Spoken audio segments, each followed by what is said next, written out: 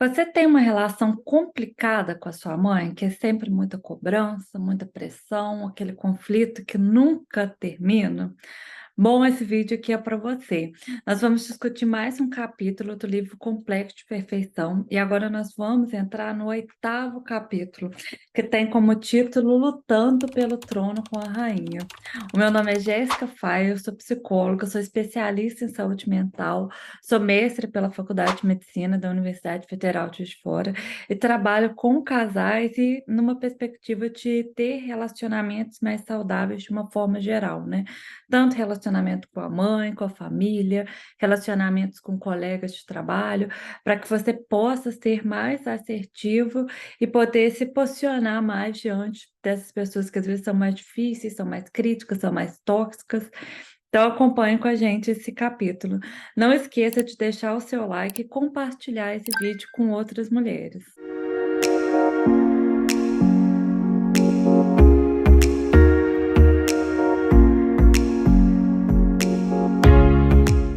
Na página 173, ela vai falando desses conflitos entre mãe e filha. De o tanto que às vezes a mãe vai lá e pressiona, e cobra, e critica muito para que aquela filha se desenvolva e cresça e seja independente, e o tanto que essa filha, por se sentir inferior ou não ser boa o suficiente para essa mãe, também gera um conflito para a sua saúde mental, porque ela tem que ficar o tempo todo se defendendo e provando o seu valor. O que é interessante analisar nesse tipo de situação? Nós percebemos que às vezes esses conflitos são geracionais. Então, às vezes, a mãe da sua mãe não sabia também educar a sua mãe, também era muito rígida, cobrava muito, muito crítica, e estava muita cobrança e pouco afeto. Lembra que o problema não é em cobrar o filho que ele execute bem as atividades que ele faz. O ponto não é o cobrar em excesso, o ponto é o cobrar e não dar suporte para cobrar, né? Não dar apoio, não ter esse ambiente carinhoso e afetuoso. Eu posso cobrar o meu filho porque eu entendo que ele tenha mais capacidades, que ele possa fazer além do que ele faz, mas eu também posso sentar ali do lado dele e falar assim: olha, o que que você precisa? O que que eu posso fazer para te ajudar? Onde que está a sua dificuldade? Tá vendo que eu cobro e tenho afeto, eu cobro e tenho acolhimento. Então, a ideia não é que eu tenha uma criação que seja leviana, que o filho possa fazer o que ele bem entender, né? Mas que você cobre alguns comportamentos e você acolhe o seu filho, sente, converse, esteja presente com ele. E lembra que é tão importante, às vezes os pais cobram os filhos alguns comportamentos que nem eles praticam, né? Então não tem como eu cobrar do meu filho ou da minha filha um comportamento que eu não pratico, né?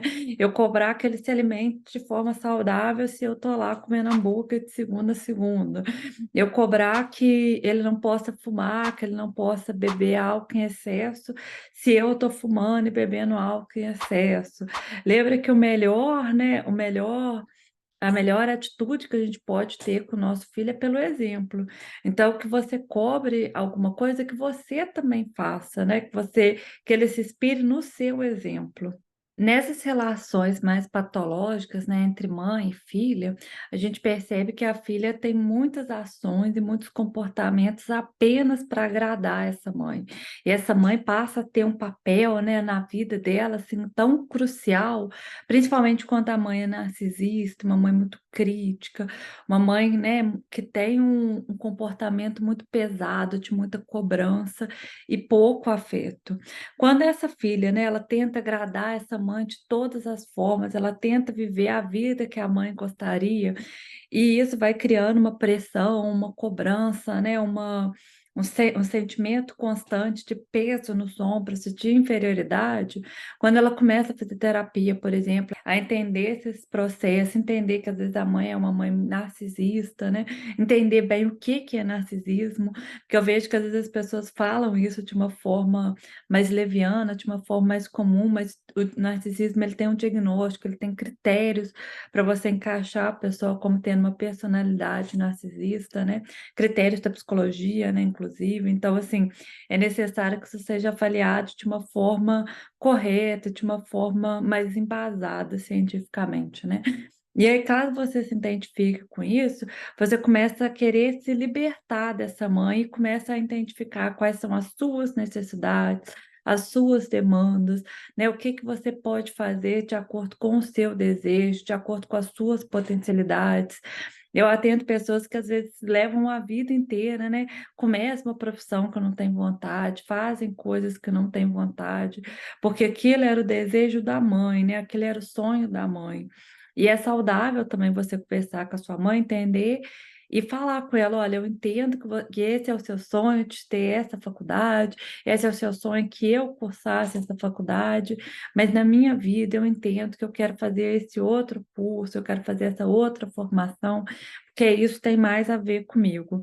E se você está na posição de pai, lembra que você pode sugerir o filho alguma coisa, né? Você pode sugerir alguma faculdade, você pode sugerir alguma formação, mas a pessoa que vai cursar aquela faculdade, que tem que escolher o que que ela vai fazer primeiro naquele período de 4, 5 anos, e depois o que que ela vai fazer para o resto da vida de forma profissional, né? Eu sei que a faculdade é uma coisa que às vezes a gente escolhe, você pode fazer outras ao longo da sua vida, você pode mudar de profissão várias vezes, inclusive, né? Por isso que essa escolha profissional é tão importante que a pessoa faça ela de uma forma embasada e faça também no sentido de ter desejo pelaquela área, né? Porque é algo que você vai trabalhar mais ou menos, né, 8 horas do seu dia. Então é importante que você tenha desejo em fazer aquilo, que aquilo seja prazeroso, que você goste daquela área e que você não faça isso apenas porque é um desejo do seu pai e da sua mãe, mas que você faça isso porque isso faz sentido para você. Isso faz tanta diferença, né? Porque se você escolhe uma profissão que você gosta, você tem a tendência a ser um melhor profissional naquela área, porque você gosta de estudar aquela área, você se empenha naquela área, você se dedica naquela área. Né? Eu me identifico muito com a psicologia. Eu não me imagino trabalhando com outra coisa sem ser psicologia. Realmente é uma profissão assim que eu sou apaixonada em ser psicóloga. Então, ler, estudar, pesquisar, me aprimorar não é um martírio para mim, é um prazer. Então, eu entendo que pelo fato de ser uma profissão que eu escolhi, eu desenvolvo essa profissão de uma forma melhor, né? Eu sou uma melhor profissional por causa disso. E agora, quando é uma profissão que seus pais impõem para você, quando é uma profissão forçada, o tanto que a pessoa toma irque, né, daquela profissão, e toma uma rejeição daquela profissão, e tudo que está relacionado àquela profissão passa a ser uma coisa detestável, passa a ser uma coisa que a pessoa tem repulsa. Então, analise bem esse aspecto com seu filho, né? De você poder sugerir, mas não impor uma carreira. Até porque, se a pessoa não gosta daquela área, a tendência é que ela não seja um bom profissional naquela área. Ela dá um exemplo aqui no livro, na página 174 disso, né? De uma mãe que cobra muito e de uma mãe que é excessivamente crítica, que é a mãe da Anne. E aí ela fala assim que ela ficou tentando, né, cumprir as expectativas absurdamente elevadas da mãe. E mesmo que ela fosse uma pessoa bem-sucedida na profissão dela, mas pelo fato dela ter se divorciado, ter os 2 filhos, né, depois ter os 2 filhos e se divorciado, o tanto que ela era excessivamente crítica consigo mesma e isso prejudicava os relacionamentos da vida dela. Então, preste atenção nesse aspecto crítico, né? Porque se você cria uma ideia de uma vida perfeita, que você tem que ser uma ótima profissional todos os dias, que você tem que ganhar muito dinheiro, que você tem que ter um relacionamento perfeito, uma casa perfeita, tudo perfeito, o tanto que essas expectativas absurdamente elevadas, elas são impossíveis de serem conquistadas, né? Porque vida perfeita ninguém tem, né? Você tem uma vida que às vezes vai ter altos e baixos, momentos mais fáceis, momentos mais difíceis. E é importante que você também tenha amorosidade consigo mesma quando passar por esses momentos mais difíceis. Entender que, por exemplo, se a sua casa não está perfeitamente organizada, isso não é uma falha sua enquanto pessoa. Às vezes, naquele dia, você não teve tempo suficiente para fazer as coisas da forma com que você queria. Então, você vê que essa mãe que cobra muito, né? Essa mãe que é muito, que é excessivamente crítico, tanto que isso tem um peso na vida do filho. Lembra que ó, a gente está falando do excesso, né? Não, eu não estou falando de, por exemplo, quando você cobra o seu filho, que ele mantém o quarto dele arrumado, porque é um ambiente que ele às vezes estuda, é um ambiente que ele dorme, é um ambiente que ele fica, né? Então é bom a pessoa estar num ambiente asseado, né? Ter um ambiente que ela se sinta confortável. Não é isso, não é esse tipo de exemplo que eu estou citando, assim. O que eu estou falando é da crítica em excesso. É, às vezes aqueles pais que a criança vai lá e tira 9 e o pai vira e fala assim, ah, mas 9 não é 10, né? Ah, você fez bem, mas isso daqui ficou falhando. Você limpou seu quarto, ó, mas aqui está com poeira. Aquela pessoa que é excessivamente crítica e que ela exige um padrão que é impossível de ser alcançado, que às vezes até um padrão que provavelmente ela não consegue cumprir. Né? Então, é uma cobrança excessiva em cima do filho. Para vocês entenderem melhor isso que eu estou falando, vão na página 176. Tem uma parte que ela fala assim, que às vezes a gente impõe padrões ridículos aos nossos filhos, padrões impossíveis de serem alcançados, né? E esses padrões têm a tendência a demonstrar a nossa necessidade de perfeição. Então eu cobro do meu filho uma coisa que nem eu consigo fazer, né? E aí, às vezes a gente pega e fala assim com o filho: ah, eu não me importo com as suas notas, desde que você traga para casa o melhor que você pode fazer. Mas quem que determina qual que é esse melhor, né? Quem determina, às vezes, qual é esse melhor sou eu, a mãe, né? Enquanto posição de mãe.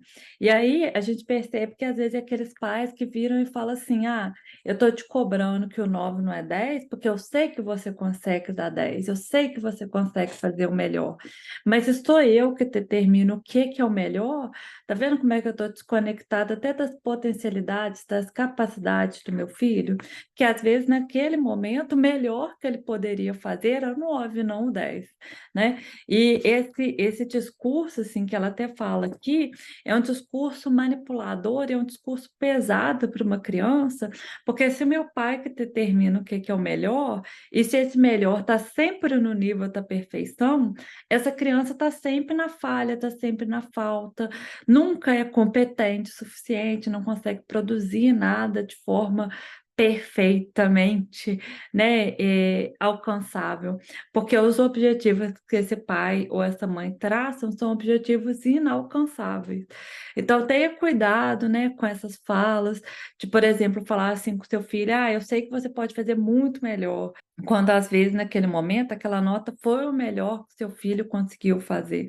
Eu entendo que é interessante que os pais tenham essa postura não leviana, como eu disse, né, de passar a mão na cabeça e tolerar todos os comportamentos do filho, mas tem essa postura acolhedora, né? O que que eu posso fazer por você? O que você precisa da minha ajuda? Em como eu posso ser útil, né, para você esperar esse momento, em como eu posso ser útil para que você aprenda de uma forma mais eficaz. Então, escute um pouco o seu filho, assim, né, que às vezes a pessoa não tem nenhuma dificuldade de aprendizado, mas tem muita insegurança, tem muita ansiedade. Isso tudo precisa ser analisado e acolhido pelos pais. Na página 177, ela até fala desse sentimento de onipotência diante dos filhos, né?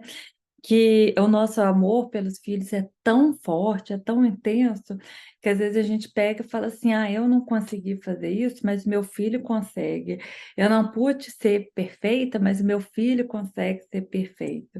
E aí eu coloco um poder que o filho não tem, né? Coloco um peso que ele não precisa carregar e coloco uma cobrança que não é necessária, porque eu estou projetando os meus sonhos, as minhas expectativas naquele filho.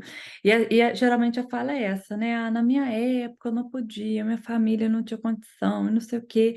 E agora eu vou te dar tudo que eu não tive, justamente para você realizar os meus sonhos e fazer as coisas que eu gostaria de ter feito, né? Então é como se esse filho fosse só um ator ou uma atriz, né? para reproduzir os seus sonhos. E lembra que colocar esse peso todo num filho é muito complicado, né? Porque eu não dou o poder, a oportunidade de ele escolher o que ele quer fazer, né? É como se ele tivesse na vida apenas para realizar os meus sonhos e cumprir os meus desejos e as minhas vontades.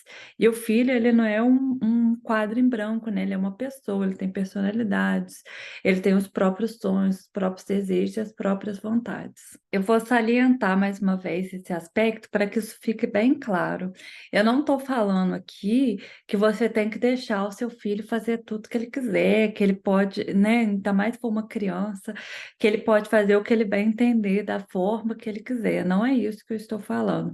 O que eu estou falando é esse excesso de cobrança, expectativa, que às vezes você tem aquele sonho para a sua vida, aquele sonho profissional, algo que você gostaria de ter realizado, e quando você não conseguiu realizar aquilo, você projetar esse sonho, esse desejo profissional, por exemplo, no seu filho, e esquecer de perguntar a ele, né, o que que você gostaria de fazer, o que você gostaria de estudar, que profissão que você gostaria de seguir.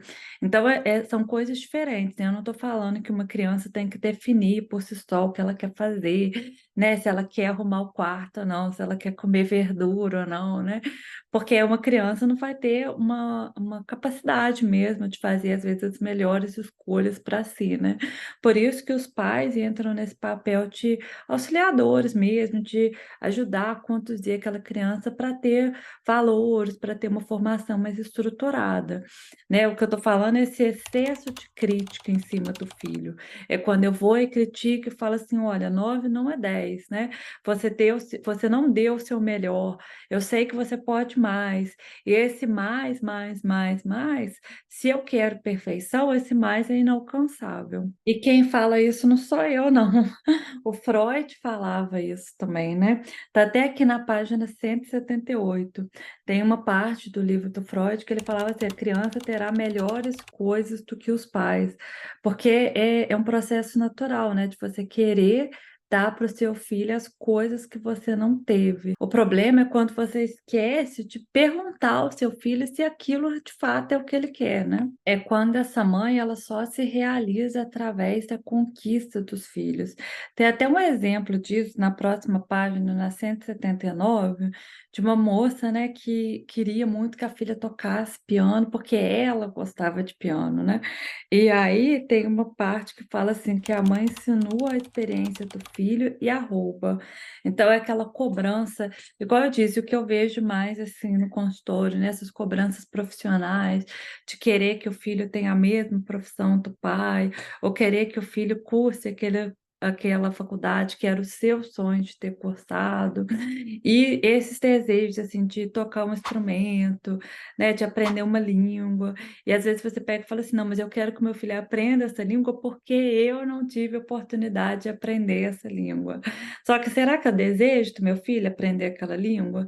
E forçar uma criança, né, a desenvolver uma habilidade, algum instrumento, e aprender alguma língua, a cursar uma carreira, né? Porque eu tenho sonho daquela carreira, talvez seja mais interessante olhar para si e olhar as suas possibilidades, né? De fazer aquela faculdade, de aprender aquele idioma, de aprender aquele instrumento, e não ficar o tempo todo projetando no seu filho quais são os seus sonhos. Na página 182, ela dá um outro exemplo de um caso clínico que a mãe também ficava cobrando muito a filha, né? Que tem que ser a melhor, a melhor, a melhor, a melhor, a melhor em tudo. E o tanto que esse excesso de cobrança em ser a melhor fez com que a filha chegasse a ter exaustão, né? De ter que graduar em duas faculdades ao mesmo tempo, da tese de mestrado dela tem que ser premiada, tem que ser com a melhor nota. Esse excesso de cobrança, quando eu viro para o filho e falo assim: olha, eu sei que você não está dando o seu melhor, porque o seu melhor é o primeiro lugar sempre.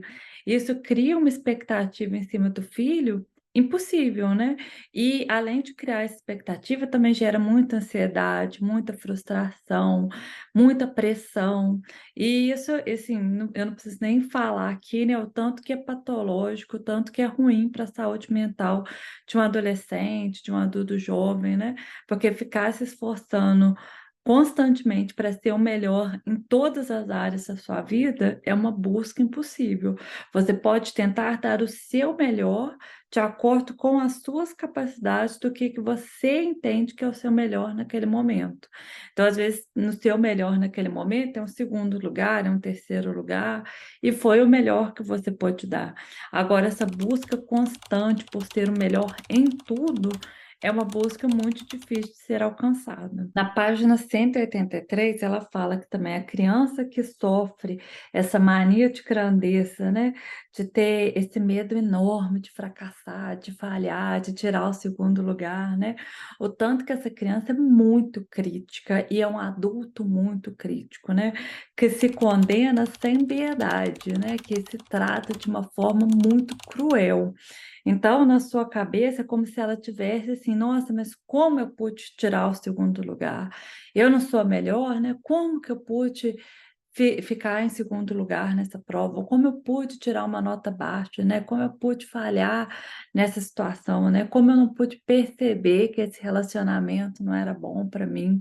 Então, você percebe que quando essa criança vira um adulto, ela fica tão crítica, que é uma crítica que massacra mesmo, né, que acaba com a autoestima, que acaba até com as potencialidades dela de se desenvolver melhor no futuro, porque ela se cobra tanto, ao mínimo sinal de fracasso, é como se ela sofresse uma enxurrada de críticas, assim, de autocrítica, né, porque às vezes as pessoas que estão ao lado dela falam assim: "Ah, ok, meus parabéns, segundo lugar é ótimo, né? Que maravilha que você tirou uma nota tão boa." Mas para ela, ela nem consegue perceber o tanto que ela desenvolveu, o tanto que ela cresceu, né? O tanto que ela conseguiu ter esse lugar. Ela só vê a falta, só vê a escassez, e só vê o fracasso, até quando nem é fracasso é. E isso gera sentimentos de autorreprovação, de inutilidade, de rejeição por si mesma. Então, isso detona mesmo, né? Isso acaba com a autoestima de uma pessoa. Então, fique atenta a esse movimento, tanto se você é pai ou mãe, e se você se identifica, né, como sendo uma pessoa muito crítica, muito cruel consigo mesma, lembre de procurar uma terapia, de procurar uma ajuda psicológica, até para você aprender como você lidar com esse sentimento e como você pode dar outras respostas a esse tipo de situação. E o que que tem por trás desse sentimento, né? Quando a mãe faz isso, o pai faz isso. Igual eu disse, tem um histórico aí, e essa realização através do filho, né? Quando o filho vai lá e consegue se formar no primeiro lugar em medicina, por exemplo. O tanto que essa mãe foi falar daquela realização como se ela fosse dela, né? Ela vai virar e vai falar assim: ah, o meu filho, nós conseguimos fazer isso, né? O meu filho conseguiu, e ela exalta aquela realização, que com certeza é uma realização importante, mas ela incentiva tanto, ela critica e pressiona tanto o filho para que ele tenha aquela realização, porque ela toma aquela realização como se fosse dela. E isso é muito complicado, assim, porque não que os pais não tenham esse papel de auxiliar o filho numa formação, né, em auxiliar numa carreira, mas olha o tanto que eu pressiono, que eu quase massacro meu filho para ele escolher uma coisa, para ele formar naquilo, para ele tirar o primeiro lugar naquilo, por um desejo egoísta, né? Para que eu possa virar e falar assim: olha, nós conseguimos realizar, né? Nós conseguimos alcançar essa etapa, né? Alcançar esse estágio. Então, é uma coisa bem complicada, até de se perceber, de se diagnosticar, né?